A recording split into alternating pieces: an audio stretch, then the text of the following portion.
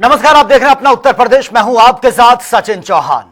लखनऊ में उप मुख्यमंत्री ब्रजेश पाठक ने कांग्रेस के राष्ट्रीय अध्यक्ष मल्लिकार्जुन खड़गे के बयान पर तीखी ये प्रतिक्रिया दी है। उन्होंने कहा कि यह कांग्रेस की गिरती मानसिकता को दर्शाता है, प्रधानमंत्री के प्रति बेहद आपत्तिजनक।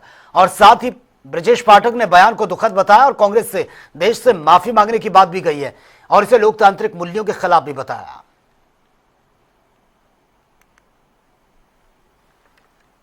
किस हद तक नीचे गिर सकती है आदरणीय प्रधानमंत्री नरेंद्र मोदी जी के प्रति श्री खड़गे जी का जो बयान है बहुत ही दुखद है।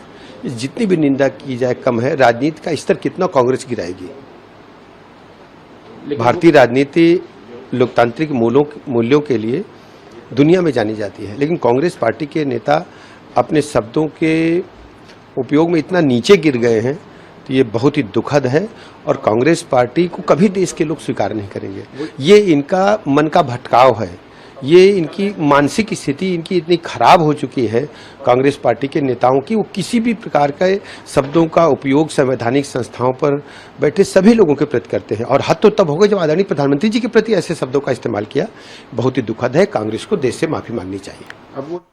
वाराणसी से सियासत का पारा एक बार फिर से चढ़ता हुआ नजर आ रहा है, जहां नारी शक्ति के मुद्दे पर कांग्रेस ने बीजेपी पर जोरदार हमला बोला। प्रेस कॉन्फ्रेंस के दौरान यूपी कांग्रेस प्रदेश अध्यक्ष अजय राय ने सीधे प्रधानमंत्री नरेंद्र मोदी को निशाने पर लिया और कई तीखे सवाल भी खड़े कर दिए। अजय राय ने अपनी पत्नी के साथ प्रेस कॉन्फ्रेंस पर न सिर्फ राजनीतिक संदेश देने की कोशिश की, बल्कि पीएम मोदी की पत्नी यशोदा बेन को लेकर भी बड़ा बयान दिया है। उन्होंने कहा कि अगर प्रधानमंत्री वास्तव में नारी शक्ति का सम्मान करते हैं तो उन्हें वाराणसी दौरे पर यशोदा बेन को साथ लाकर बाबा श्री काशी विश्वनाथ में दर्शन करने चाहिए।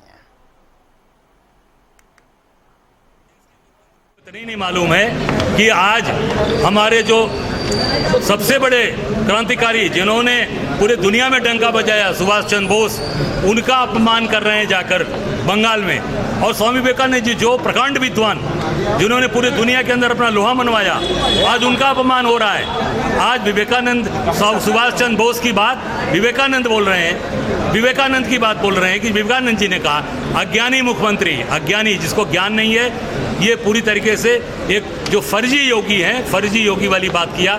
तो योगी होते हुए जब उनको एक संस्कृत का श्लोक नहीं मालूम तो उनको ये मालूम नहीं कि मुझे तुम खून दो मैं तुम्हें आज़ादी दूंगा, ये किसने कहा था। ये पूरी तरीके से ये अज्ञानी, पूरी तरह से अज्ञानी मुख्यमंत्री है।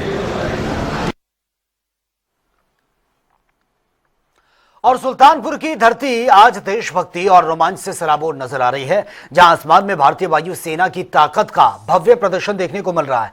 पूर्वांचल एक्सप्रेसवे आज एक बार फिर से एयर स्ट्रिप में तब्दील हो गया, जहां पर राफेल, सुखोई, मिराज और जगुआर जैसे अत्याधुनिक लड़ाकू विमान आसमान में गरजते हुए नजर आए, अपनी ताकत का एहसास करा रहे हैं। इमरजेंसी लैंडिंग, टेक ऑफ का लाइव रिहर्सल हो रहा है, जो न सिर्फ सेना की तैयारी को दर्शाता है बल्कि किसी भी आपात स्थिति से निपटने की क्षमता को भी यह साबित करता है। इस खास मौके पर मंत्री ओम प्रकाश राजभर भी एयर स्ट्रिप पर पहुंचे और वायु सेना की इस अभ्यास को बेहद अहम उन्होंने बताया। देखिए, जब से देश में आजाद देश हुआ है तब से समय समय पर जो हथियार अपने पास हैं दुश्मन से लड़ने के लिए, उसका रिहर्सल होता रहता है। तो उसी की कड़ी में आज यहाँ एक रिहर्सल हो। अयोध्या में समाजवादी पार्टी के सांसद अवधेश प्रसाद ने पश्चिम बंगाल चुनाव को लेकर बड़ा बयान दिया। उन्होंने कहा कि प्रचार खत्म होने के बाद मतदाता अपना फैसला कर चुका है। उनके अनुसार ममता बनर्जी को जनता का बढ़ता भरोसा मिल रहा है और वो बड़े अंतर से जीत भी दर्ज करेंगे। चुनाव प्रचार खत्म हो गया है और जोधपुर मतदाताओं ने अपना माइंड मेकअप कर लिया और जो सूचनाएं मिल रही हैं कई जगहों से, कई सोर्सेस से, तो उसमें आदरणीय ममता जी बहुत बड़े वोटों से जीतने के आसार है।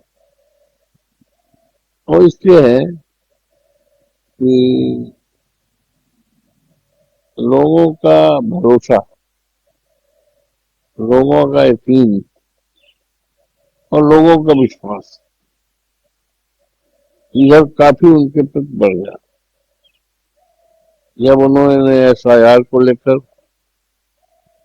माननीय उच्चतम न्यायालय ने स्वयं जाकर के आगू किया और अपने ही राज्य में धरना दिया। ये तो आज की तारीख में she has become iron lady of the nation. तो इसलिए उनको कोई टसमस नहीं कर पाएगा। हालांकि भारतीय जनता की पार्टी की तरफ से बहुत अड़ंगेबाजी, बहुत परेशानियां, दुश्वारियां पैदा की गई, लेकिन वो सब बेसंग। चुनाव आयोग ने एक बड़ा कानून लागू कर दिया है आज।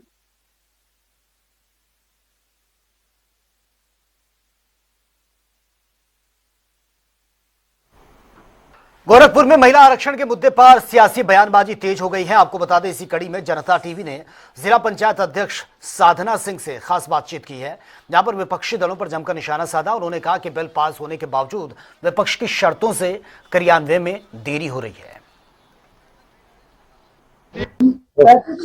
महिला आरक्षण बिल को लेकर पूरी तरीके से बीजेपी इस समय फ्रंट फुट पे है। आपको बताते चले कि महिला आरक्षण बिल गिरने के बाद पूरी तरीके से नारी शक्ति को लेकर पूरी तरीके से बीजेपी अब कई जगह कार्यक्रम कर रही है। आज सीएम योगी आदित्यनाथ का गोरखपुर प्रेक्षागृह में आज कार्यक्रम है, जिसको लेकर यहाँ पे जिला पंचायत अध्यक्ष हैं साधना सिंह। वो पूरी तरीके से एक देख सकते हैं आप तस्वीरों में कि महिलाओं के साथ रैली के रूप में जा रही है, उस कार्यक्रम में जा रही हैं और पूरी तरीके से महिला आरक्षण बिल गिरने के बाद पूरी तरीके से नाराजगी है महिलाओं में। बात करेंगे आज क्या कहेंगी, आज आप रैली लेकर निकल रही हैं, आरक्षण बिल जो है गिर गया है लोकसभा में। तो हम लोग उसी में अपनी ये आक्रोश रैली निकाल रहे हैं कि जो जनता, हमारी जो जन नारी शक्ति है, उसमें जो जन आक्रोश है कि उनके अधिकारों का हनन कर दिया गया। उनके जो अधिकार थे उनको लोकसभा में विपक्ष ने पारित नहीं होने दिया। लेकिन ये कोई ऐसा विशेष वो नहीं है, हम लोग खुद इस बात के अपने अधिकारों की लड़ाई लड़ना हम लोग जानते हैं बहुत अच्छे से। तो हम लोग अपने अधिकारों की लड़ाई लड़ेंगे। और जब आपको तो पता ही है कि जब जब देश में या जब जब अन्याय होता है तो नारी कोमल नहीं है, नारी रणचंडी बनकर अपने अधिकारों को प्राप्त कर लेती है। तो वही चीज है, वो हम नारी शक्ति अगर एक हो जाएंगे, एकजुट होकर, और हम नारी शक्ति अपने अधिकारों को लेके रहेंगे। क्या कहेंगी, इतने सालों से लगातार बीजेपी सारे बिल को पास करा ले गई, विपक्ष का आरोप है कि जानबूझ के इसमें गणित किया गया और देश में जो है एक नया आंदोलन छेड़ा गया है, ये जानबूझकर ऐसा किया जा रहा है कि बिल नहीं पास हुआ। नहीं, विपक्ष का तो काम ही है ना कि हर बात में अड़बंगा लगाना। तो विपक्ष किस बात का अगर वो विरोध नहीं करेगा। और कितने बिल थे, सब पास हो गए, ये इस बिल में क्या दिक्कत है कि नहीं पास हो पाएगा? विपक्ष तो हमेशा विरोध करती रही है सारे बिलों की। उस वक्त उनके पास उतना बहुमत नहीं था जितना आज है उनके पास, तो इसलिए उनका बहुमत की वजह से उन्होंने ये चीज करा। लेकिन कोई ऐसा इशू नहीं है। हम बीजेपी सरकार ने बहुत कुछ किया है, सारे बिल पास कराए हैं और आगे भी हम लोगों के बिल को पास कराने में वो पूरी तरीके से हम लोग के साथ है। क्यों विरोध कर रहा है विपक्ष महिलाओं को लेकर, जबकि उनके वहाँ तमाम जो है महिला नेत्री हैं जो काम कर रही हैं, तमाम महिलाओं को लेकर आवाज भी उठाते हैं, लेकिन बिल नहीं पास होने दे रहे हैं। अब विपक्ष की बात तो विपक्षी जाने वो क्यों विरोध कर रहे हैं। हम लोग अपना जानते हैं कि हम अपना अधिकार लेना जानते हैं, हम अपना अधिकार लेके रहेंगे। बिल्कुल।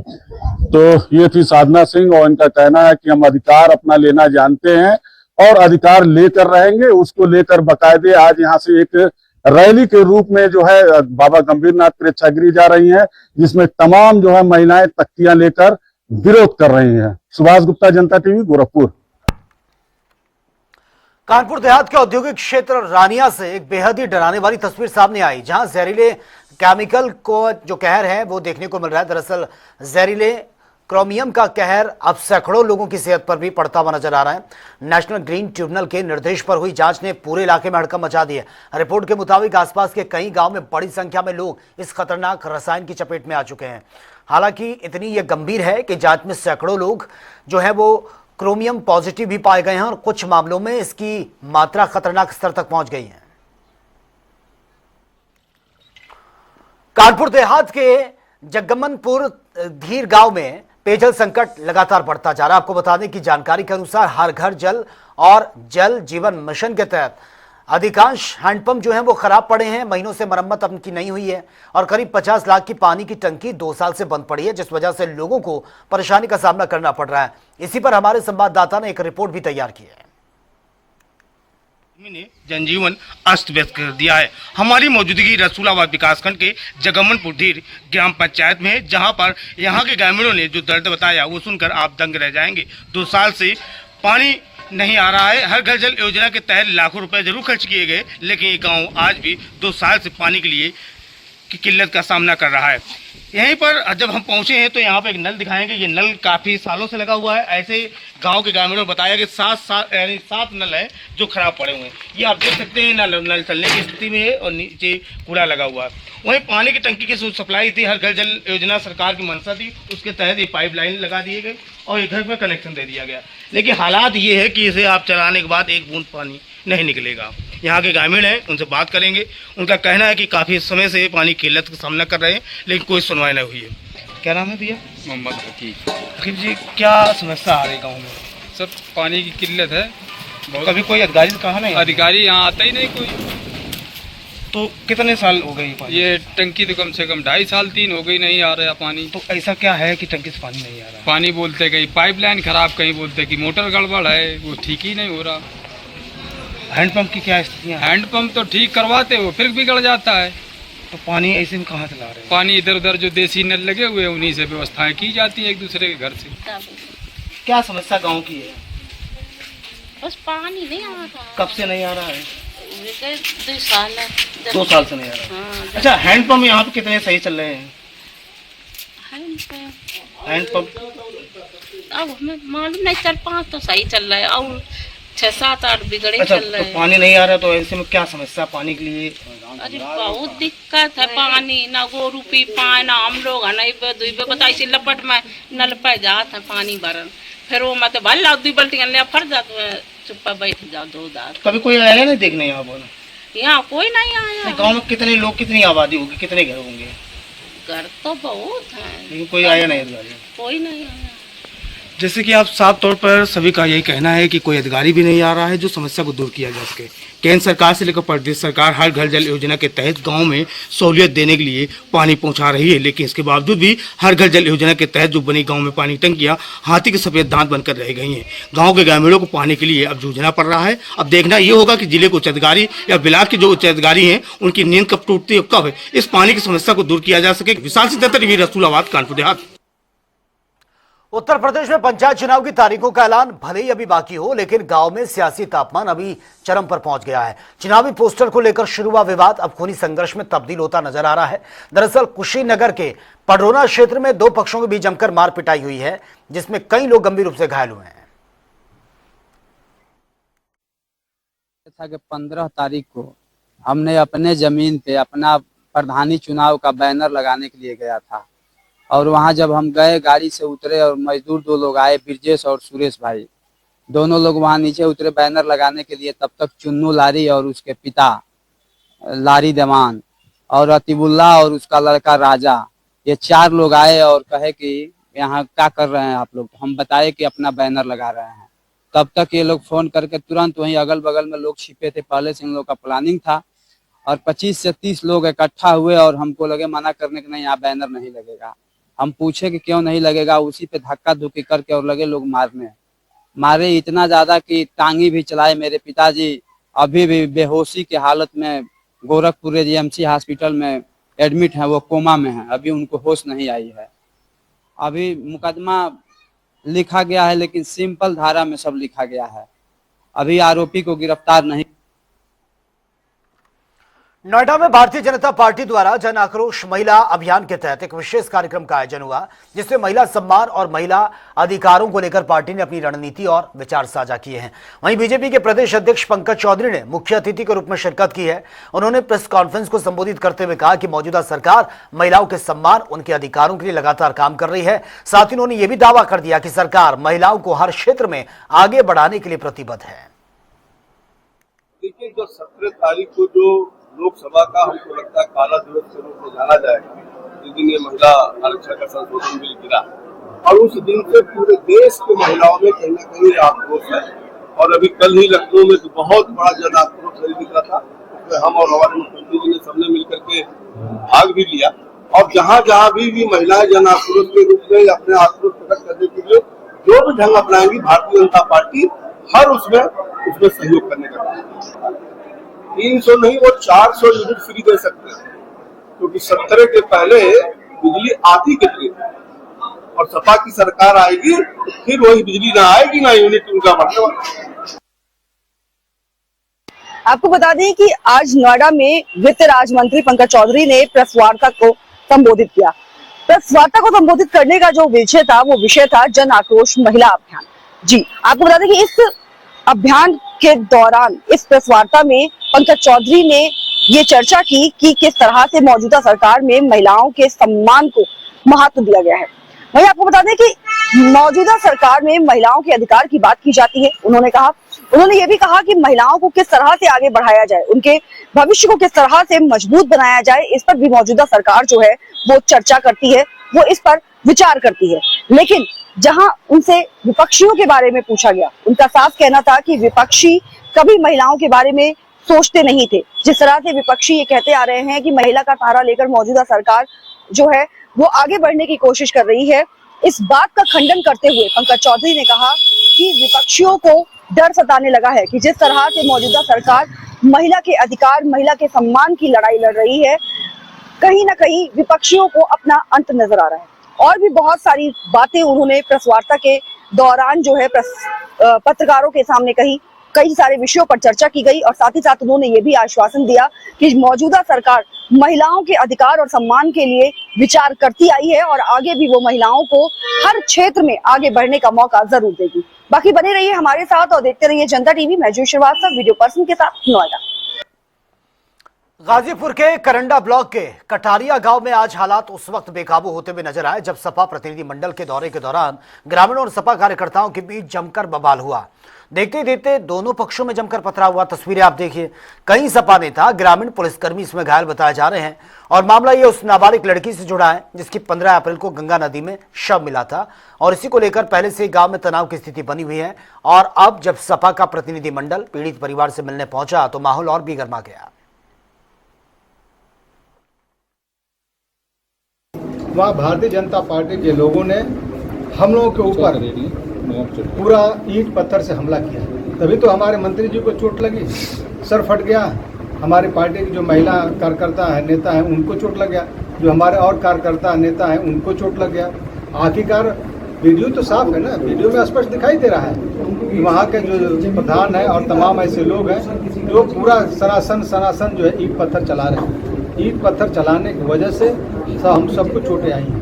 जी देखिए, विश्वकर्मा समाज की एक बेटी जिसके साथ एक लड़के ने उसको बहका करके, फुसला करके, और मैं कहूंगी कि काफी दिन से दोनों बच्चों की बात भी चल रही थी, बातचीत हो रही थी। और क्या उसके पीछे मकसद रही उस लड़के की, या क्या एक माहौल बना जिसने उस लड़की ने देर रात जाकर के और आत्महत्या कर डाली, अपने साथ अपनी जान ले ली, अपनी जिंदगी खत्म कर दी उस लड़के के पीछे। और उसके पीछे उस लड़के ने उसको क्या टॉर्चर किया होगा या फिर क्या धमकी दी होगी वो हमें नहीं पता, लेकिन हाँ, उस एक विश्वकर्मा समाज की बच्ची की जान गई है और उसके माँ और पिताजी जो हैं इस समय एकदम डरे हुए, सहमे हुए हैं। तो चलिए अब बात होगी तमाम खबरों की ताबड़तोड़ अंदाज में। एटा में तेज रफ्तार कार ने 2 बाइक सवार और रेहड़ी वाले को टक्कर मारी। हादसे के बाद अफरा तफरी मच गई है, चालक फरार है। मथुरा में महिला हत्याकांड का खुलासा, यमुना एक्सप्रेसवे पर शव फेंकने वाले 2 आरोपी पुलिस मुठभेड़ में गिरफ्तार। बहराइच के रुपेडीहा बॉर्डर पर पुलिस ने नेपाली और भारतीय करेंसी के साथ 4 लोगों को पकड़ा। एजेंसियां पूछताछ कर रही हैं। लखीमपुर खीरी के गोला क्षेत्र में भीषण आग से करीब दर्जन भर घर जलकर राख, पशुओं की मौत। फायर की टीम ने मुश्किल आग को कंट्रोल किया। लखीमपुर खीरी के पलनापुर गांव में जंगली सुअर घुसने से हड़कंप मच गया, जिससे मारने वाले 2 आरोपियों को वन विभाग ने गिरफ्तार कर लिया। कार्रवाई जारी। इटावा सफारी पार्क में भीषण गर्मी से वन्य जीवों को बचाने के लिए विशेष इंतजाम किए गए। वृद्ध शोर गीगो इलाज के बाद अब पूरी तरह से स्वस्थ है।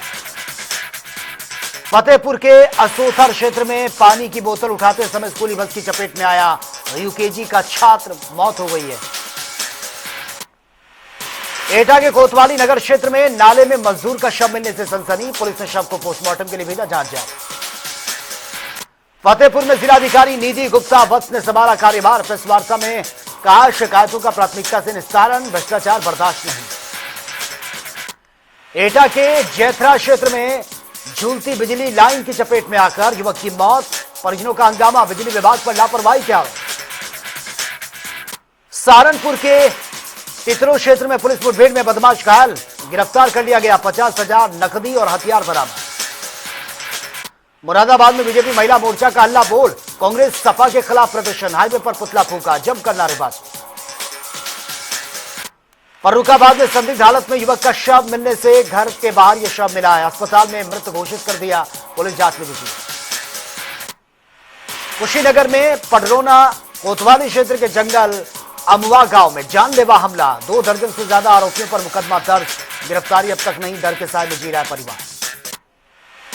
सहारनपुर में एमएलसी बनाने के नाम पर 95 लाख की ठगी, मां बेटे के खिलाफ केस दर्ज, पुलिस ने शुरू की जांच।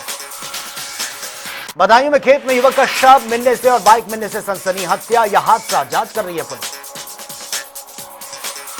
अयोध्या में ड्यूटी लापरवाही पर यूपीएसआरटीसी का एक्शन, 6 आउटसोर्सेस परिचालकों की सेवाएं समाप्त, प्रतिभूति राशि भी जब्त। कानपुर के सेंट्रल स्टेशन पहुंची है डीजी रेलवे सोनाली मिश्र, सुरक्षा भीड़ नियंत्रण को लेकर सख्त निर्देश।